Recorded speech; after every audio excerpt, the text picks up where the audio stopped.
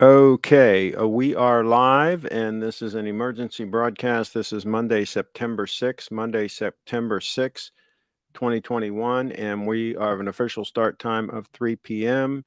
It's about 2 minutes until the official start time. And we've got an issue. We've got an intervention show today, an intervention show.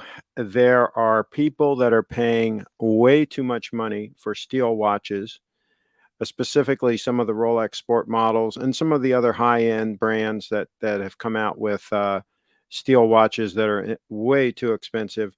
And so we're going to talk about this, and we're going to talk about uh, a posting on drinking coffee and talking watches that appeared today that is on topic and triggered this show. And I've been thinking about this a lot, and we've talked about this a lot on the channel. So we're going to visit this thread and go through everything and hopefully solve some issues for some people. Some people have some serious issues, and hopefully we're going to help them out with this. This show is all about helping folks out. Kyle Jett in the house, early show today. Carlos is in the house. Hello, Craig and all. And Eduardo is in the house. Yes, they canceled the parade in Gaithersburg, Maryland, which I usually go to on this particular holiday, and they're scared to death down there, so they canceled the parade, and so I'm not there. So that's how that worked out. So this is an emergency broadcast brought to you live on Mid-Atlantic TV, midatlantictv.com. And so let's go into it right away. Let's dive right into the topic. This is on drinking coffee and talking watches. Someone posts a Daytona. What a show off. Totally overrated watch. Could get better watch for the price. Someone posts an Explorer. Oh my God. So perfect. 36 millimeters. So understated. So versatile. I love how nobody knows it's a Rolex. It's a holy, divine, ordained watch of the gods. He's making fun of people, I guess. And then there's a whole bunch of comments in here. And I'll tell you, I'm really surprised how many people agreed that the Daytona is just totally overhyped, just totally overhyped. So you can go and you can look at all these comments in here, and it's interesting. And then I commented, of course, that that they should go for gold if they're going to pay gold watch prices. I commented that they should get a gold watch. This is what I posted, and they don't understand that steel is not, I repeat, not a luxury material. And I posted a picture of the Grand Seiko. And so, so here's the thing. Back in the day, I'm going to rewind the clock back to the time when we didn't have all this hype on the steel watches. Rewind the clock 20 years or so, 30 years maybe. And the reason we bought a steel Rolex is because we couldn't afford a gold Rolex. It's as simple as that. Not because it was a better material, not because it doesn't scratch, not because of all these excuses people use for buying steel. It was simply we couldn't afford the all gold Rolex. Now, some of us, when we got to the point where we could afford an all gold Rolex, we bought one. I bought my first steel Rolex in 1978. I bought the day-date in 1980, 2 years later, right? And once I bought the day-date, I always had a gold watch from that point forward. I generally had a steel watch in rotation with it, but I always had the gold watch because at that point I could afford the gold watch. And so that's it. Now, all of a sudden, because of all the hypesters, because of all the gray market dealers, because of all the people pushing these steel watches and acting like they're like the Holy Grail, literally, people have become totally delusional. We have mass hysteria, and people are delusional in mass, thinking that it's worthwhile to spend 20, 30, 40, $50,000 for a steel watch. This is mass insanity, folks, mass insanity, and it's not going to end well.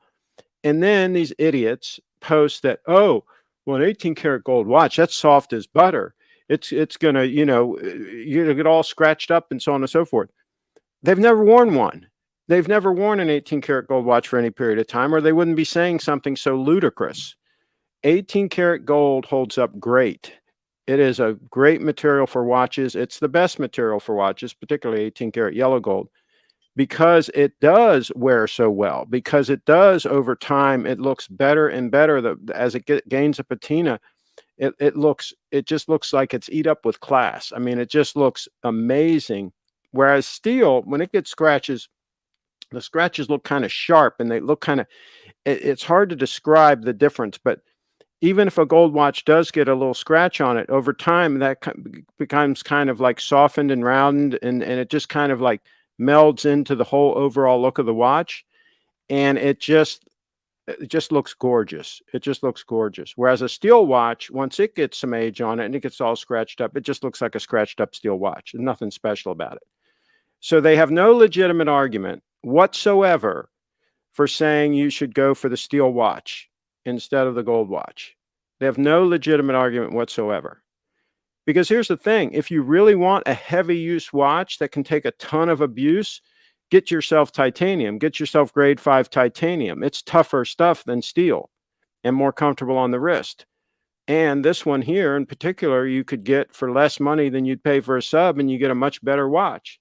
So their arguments, let me get a close up look at this. Their arguments for buying a steel watch fall apart quickly. The only legit argument for getting a steel watch is it's cheaper. So if you're paying a ton extra money for a steel watch, that legit argument has gone out the window. And now all of a sudden you've just paid silly money for a watch that is not, I repeat, not a luxury watch.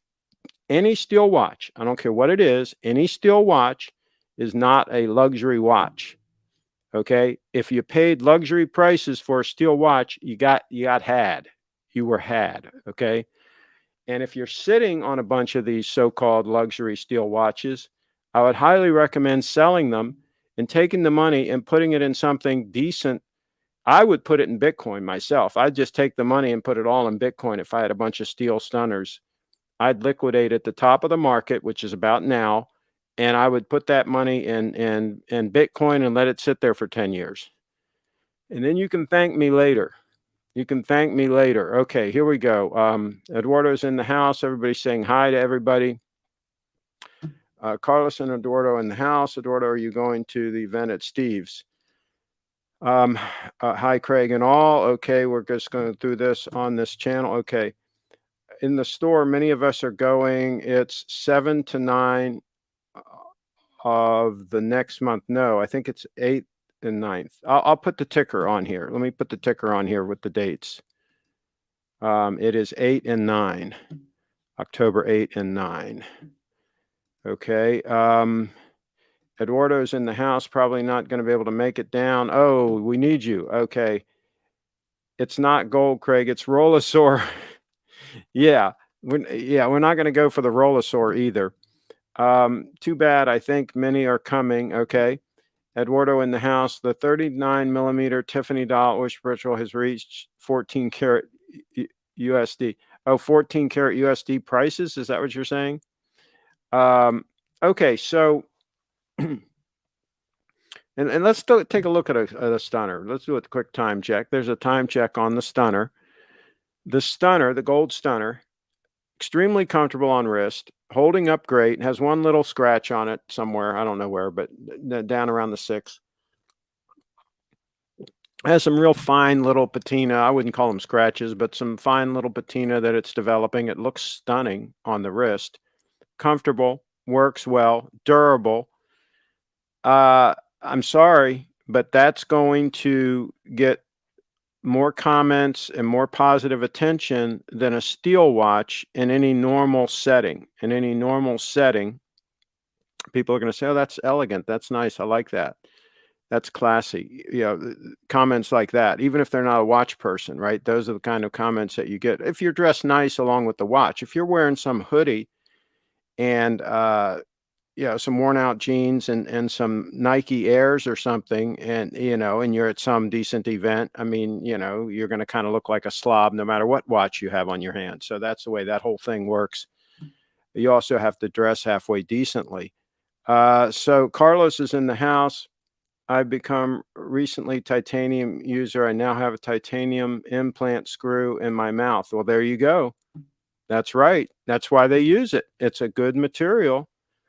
It's a durable material. Why do you think they make nuclear submarines out of titanium? Did you ever give that any thought? Um, I think it's a 41 now, 39 is discontinued, right?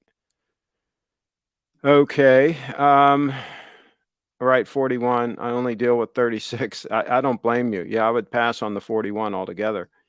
Now, I've at one point in time I said that you should only spend about $5,000 on a steel watch max, but I think we can increase that with inflation, with the way things have gotten out of control. I think we can bump it up to 8 or 9, maybe even 10,000. Let's show a stunner here that would be in those kind of price ranges.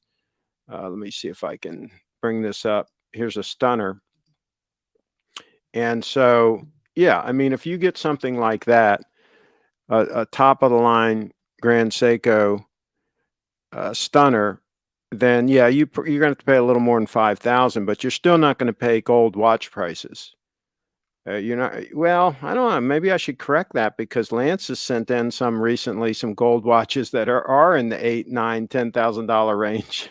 So maybe you can get a gold stunner in that price range. But for a high end watch, yeah, I don't think you can get a gold one in that price range. So as long as you're under $10,000, for something, if you're going to buy it and wear it forever, I think you're probably okay. Now, the other thing is, if you could get that same watch, I don't think this one's available in titanium, but if you could get something similar to this in titanium, you'd even be better off still. So, yeah, I kind of wish they'd have made that particular watch in titanium. I don't know why they didn't. All right, let's see what else we're looking at here. I'm on the list for green and blue dials. If I get one, maybe I will sell the sub. Good. Yeah. Sell the sub and sell that too for a profit. As long as you can get a profit, sell it and get a profit. But I wouldn't hold on to any of the steel stuff for very long. What would be a 10K steel stunner? Yeah, I just showed it.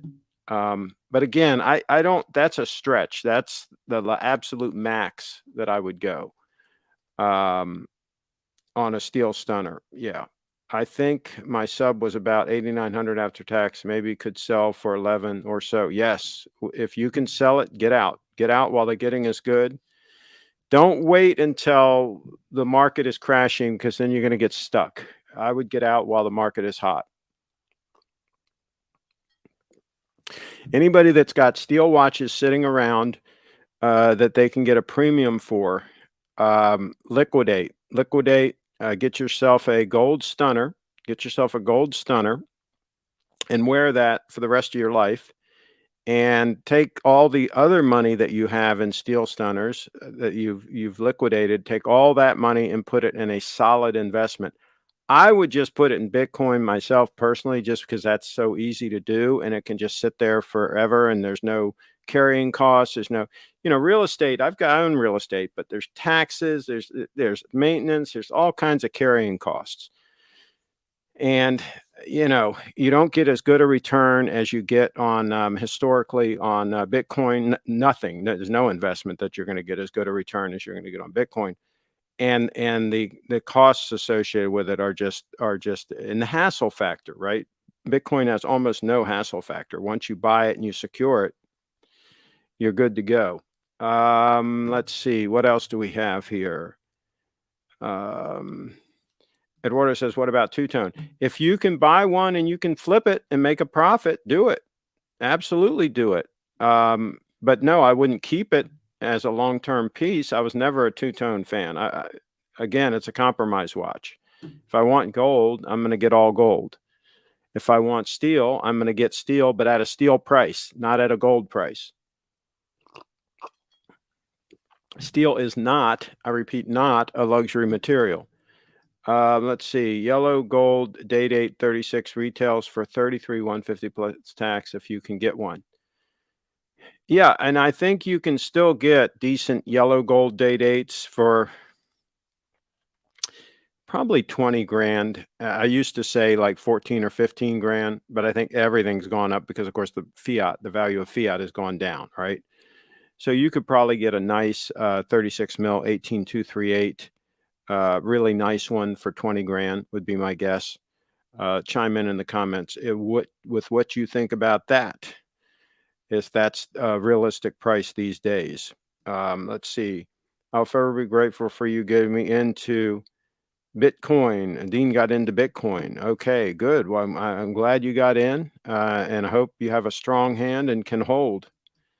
The problem is that I like the sub because there are no other good dive sport watches that don't have the date, at least none that speak to me. Okay.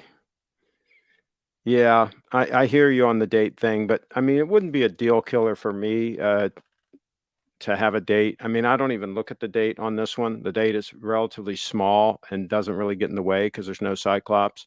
So the fact that this watch has a date on it doesn't really bother me. So yeah, if I was in your boat and I could get the kind of money you're talking about, I would still liquidate. I would still liquidate and just wait for something to come along that's really amazing. That's what I would do.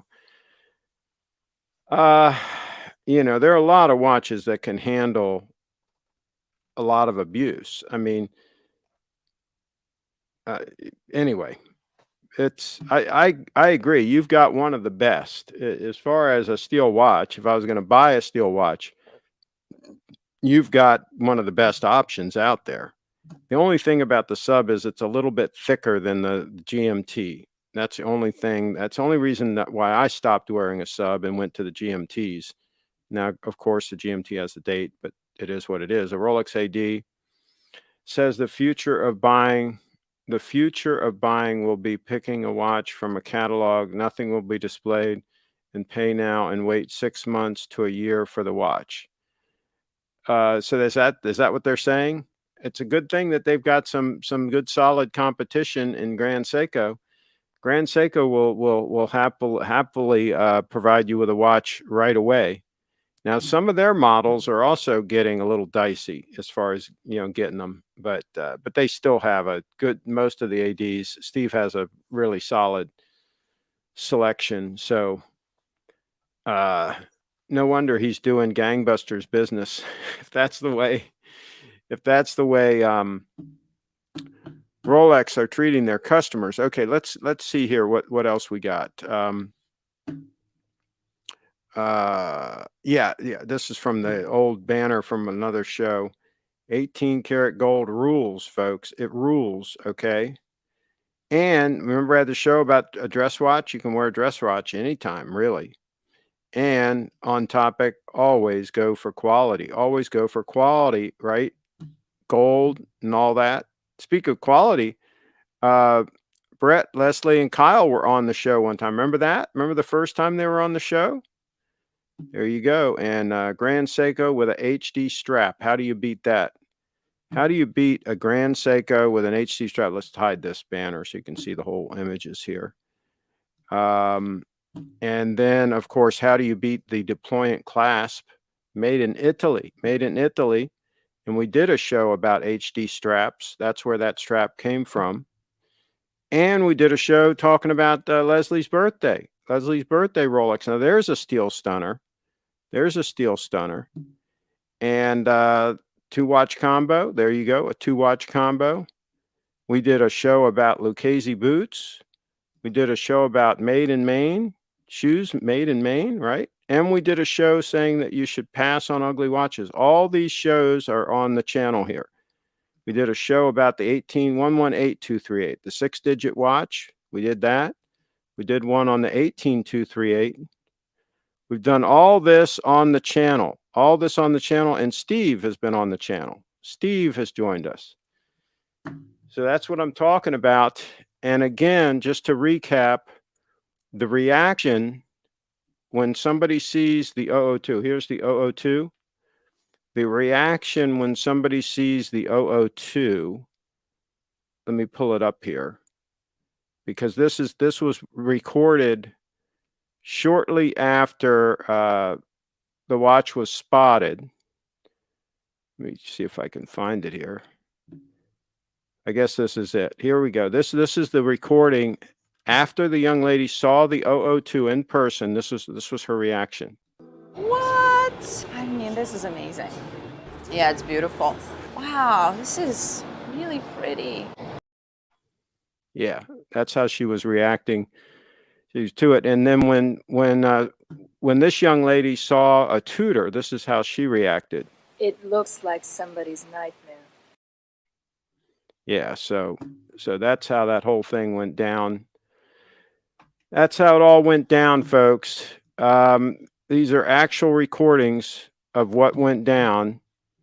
And let's see here. Air Toad. Okay. I think it's worth going new day date to get the 70-hour power reserve movement and ceramic link sleeves to prevent bracelet stretch. Depends on how much you're going to wear it. And, I wore my day date a lot, my 18238 for 20 years, and it had almost no stretch in the bracelet. Now, I kept it clean. I took care of it. So yeah, it's obviously it's a cost benefit analysis you would do to see if it is worth paying that extra money. The bracelets, if they do get stretched, can also be repaired. Not terribly expensive to have them repaired. They can be repaired. So, I mean, if you're looking at a $13,000 price difference, it might be worth it. It might be worth it. Oh, I've got an alarm going off. Hold on a second here. Let me kill this alarm. Uh, so yeah, it might actually be worth it. If you're just gonna keep the watch forever, basically, if you're a young person and you're gonna keep it forever and wear it, a lot, then yeah, it would be nice to have the ceramic sleeves. I hear you. I absolutely hear you on that. That would be a lifetime piece.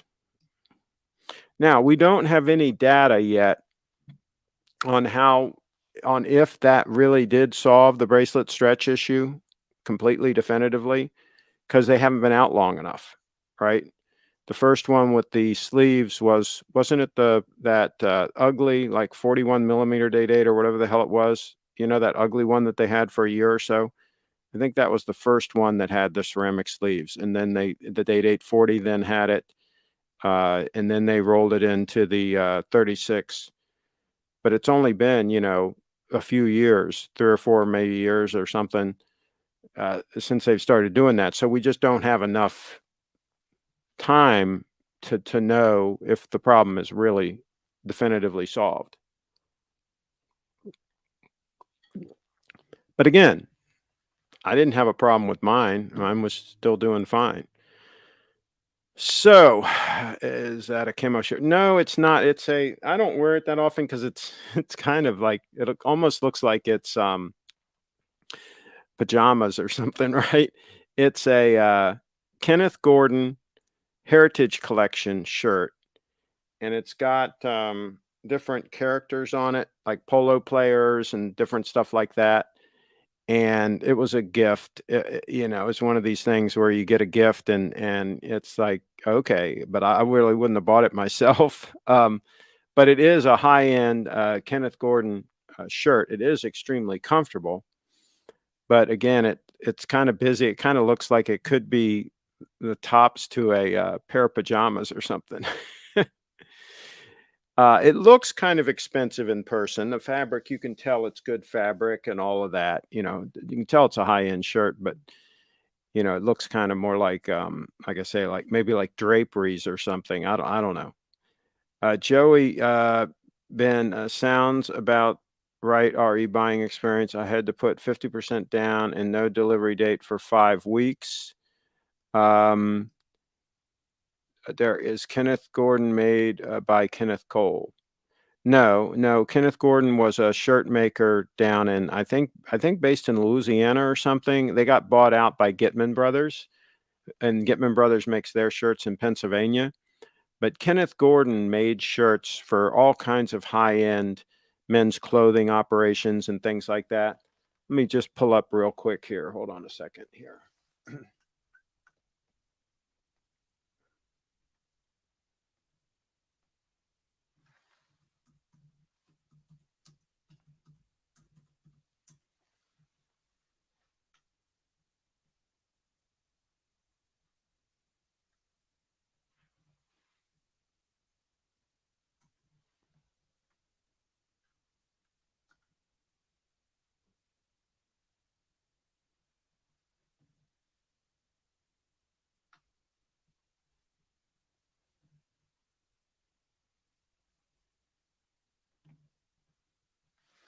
Here's a picture of another Kenneth Gordon shirt that I have. Now, this one in the picture I really like. This one is linen, and it's also the heirloom collection, Kenneth Gordon, and of course made in USA.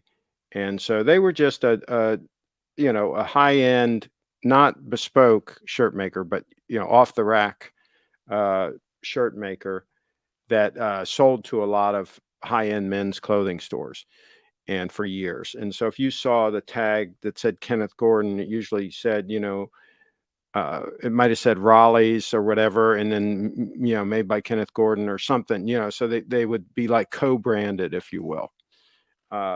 So my two shirts that I have, I think they just say Kenneth Gordon, but again, some of them will be co-branded with whatever store they were made for.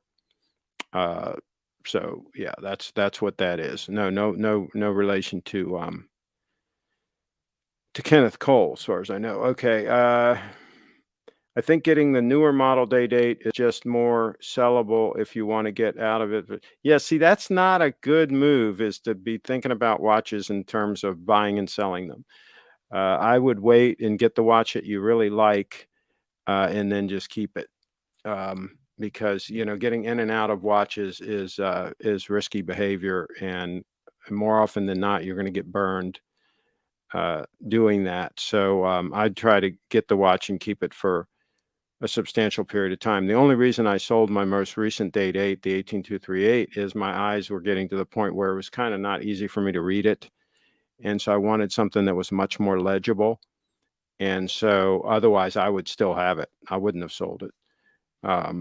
But age creeps up on you, and your eyes aren't as good as they once were. And I'm in denial. I don't like to wear the reading glasses all the time. So when I'm out and about and all that, I'm typically not wearing the glasses. So it got to the point where, I'm going like this. I couldn't really read the watch as good as I would want to, especially in low light. And so this watch, I can read in any lighting conditions without glasses, no problem whatsoever. And even the 002 is much more legible than my 18238 was, because it's a much bigger dial, first of all, and second of all, tremendous contrast between those hands, the indices, and the dial. In person, you see a lot of light reflecting off of those hands. Right now, it looks like black. They almost look black. That's that black polish, right? That perfectly polished surface can look black at certain angles. But in real life, as you're turning your wrist and so forth, the light really plays off of those indices and those hands to where it makes it very legible. So that's the deal on that. All right. Well, I think we can slow down and we can get towards wrapping up this puppy. I think I've made my point. People are going to listen or they're not going to listen. It's up to them. All I can do is give what I think is solid advice, and people can follow it if they wish. On the Bitcoin subject, Bitcoin pumped over 50,000. And it's been holding there for a couple of days, which is a very good sign. We'll see if it can continue to hold next week. El Salvador's currency law making Bitcoin legal tender in El Salvador, that is going into effect on, I believe, tomorrow. And so we'll see if it's a buy the rumor, sell the news event, but we'll see how that whole thing works. But that's happening, and so a lot of interesting things are going to be happening the next couple of months. I promised you guys when this year started, when 2021 was starting, I think I promised you an exciting year for Bitcoin, and it looks like we have not been disappointed. Okay, so we got another comment here. Okay. Oh, no, I'm back up at the top of the comments. For some reason it jumped. Okay, I got to go back down here. I think getting new okay, there we go. Okay, so here's the one. It sounds like Craig's philosophy is antithetical to AC3s. He says it's got to hurt. A watch purchase must be financially devastating. Well, I mean, if you buy watches you can't afford, it will be financially devastating. And buying any kind of luxury items that you can't really afford, you have to be investing and saving for your future. And a luxury item should be a purchase that you're purchasing uh, with extra money that you don't need for all your expenses, for saving. You shouldn't be in any debt. It should be a luxury purchase, right? And should be uh, evaluated as such. Okay, so let's see. Guys with posh watches are like Middle Eastern women covered in gold, only worse since they hide their pretentiousness behind pseudo functionality. Not sure what all that means, but anyway, yeah, I think you should get a classy watch. I think you should get something like the 002 Stunner and have something that's eat up with class and style. Yeah, but of course you have to have the rest of the wardrobe to go with it. So yeah, what was the dial color in your day? They called it silver. They called it silver. Let's see. I mean, each year. Okay, not sure. Okay, I think I missed the comment. Oh wait. Off point, but I didn't realize that more people die at Grand Canyon than on Mount Everest. Oh, okay. I didn't know that. What do they do? Fall into the canyon? I heard that a lot of people are like trying to take like selfies and stuff, and and they like step off the edge, and they only do that once, kind of thing. Yeah. There's no accounting for the stupidity of a lot of people, and a lot of it, I swear to you, a lot of it can be traced back to the government school system. I don't even call them public schools anymore. They're basically the government school system has resulted in a bunch of people that are kind of clueless in a lot of ways. Tons more people visit the Grand Canyon, but still sounds weird. More people die every year by making a selfie or by a cow attack than from a shark attack. Yeah, that's right. Sharks are not really as big an issue as people might think. Craig, would you rather wear a Seiko 5 or a Tudor? Oh, definitely a Seiko 5. I mean, because a Tudor would just be no. That would just be a solid no on the Tudor. Um, oh, by the way, the guy that is working on my gold signet ring, he released another video, I think yesterday, of a project he did, and it really looks cool. It's his YouTube channel is, I think it's called Change You Can Wear. Let me see if I can pull it up. Hold on a second here.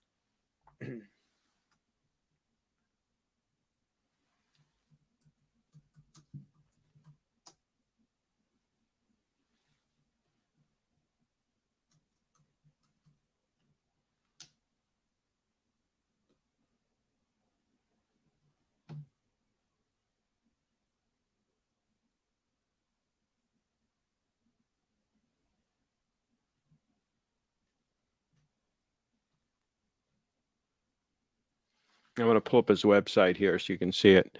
I've showed this once before on the channel.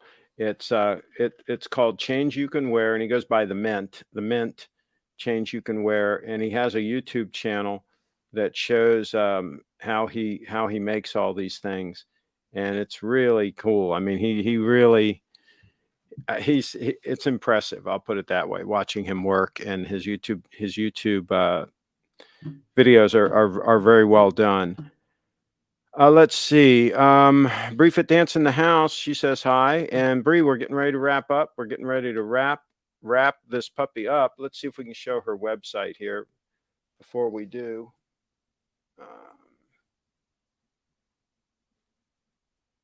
Okay. Oh, speaking of the signet rings, there's her gold stunner right there. There's her Bitcoin signet ring, which she wears every day. She loves it, and that's 18 karat gold. And there's another picture of her wearing the ring.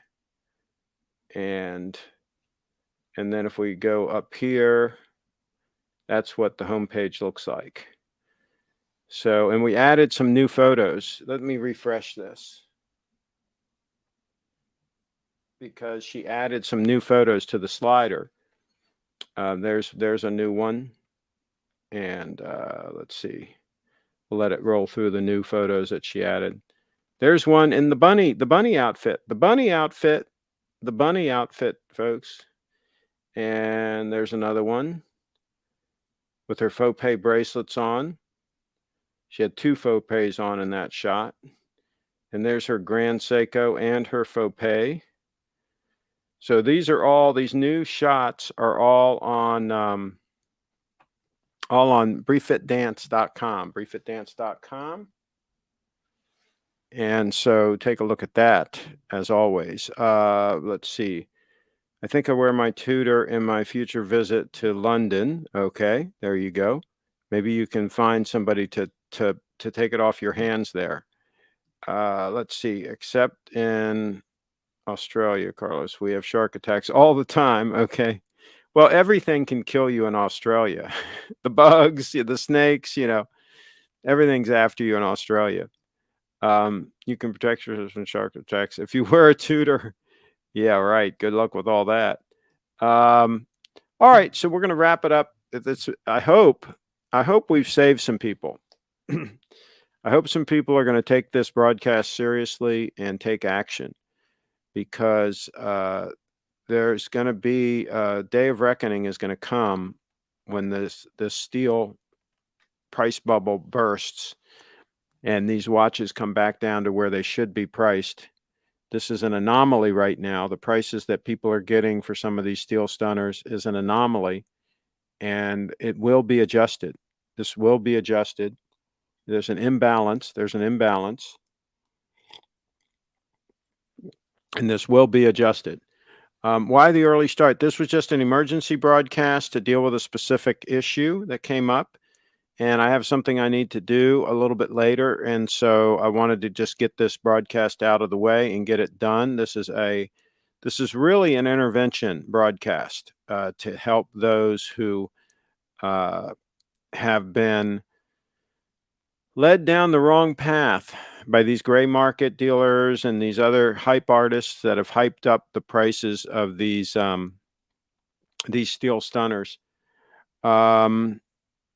And stop now. Yes, Derek, that's right. We're going to stop now. That's correct. Do you think inflation will outpace Rolex prices? Well, I mean, everything is going to go up in price, especially things that are somewhat scarce and somewhat hard to get. And Rolexes would fall into that category. So everything is going to go up maybe 25, 30, maybe 40% over the next year, I would guess. So yeah, anything you're going to want to buy, if your money's in fiat, the purchasing power of that fiat is going to be eroded away. So I would suggest not keeping your money in fiat. I would suggest putting it in some kind of a sound store of value. For me, that's Bitcoin. For other people, it's something else. Craig, you missed my questions. Sorry about that. You better put them back in there then. You better put it back in there right now. Can't stop now. Yes, we got to stop. And Carlos says, don't shut me down yet. Don't shut who down yet? Carlos is looking to visit Australia. Okay, I see that. And Derek, here's the one he asked earlier. Would you go with a Tudor or a Bulgari? I don't even know what that is, or Hublot. There's no reason to buy any of those. Get yourself if money's the issue, buy a used Grand Seiko. You can find a bunch of used Grand Seikos at great prices. Buy yourself a used Grand Seiko and call it a day if it's a money thing. If you can spend a little more, then buy something like this. You can buy this titanium diver for $5,000. All right. I mean, done. You got the best diver ever made, ever conceived by man, by a long shot. It's not even a close call. This is the best. It's got the most durable movement, the most accurate movement, the most durable case, the most durable bracelet, the most comfortable bracelet, the most comfortable case. All right. I mean, the most functional clasp. All right. Watch this. Watch how easy this is to use. You ready for this? Flip this. Look at that. Off, right? Close it, flip that on. Want to adjust it? Pull this up, adjust it out, right? Just like that. Want to push it back in? Just you can click it in one click at a time, just like that. It couldn't be easier to use.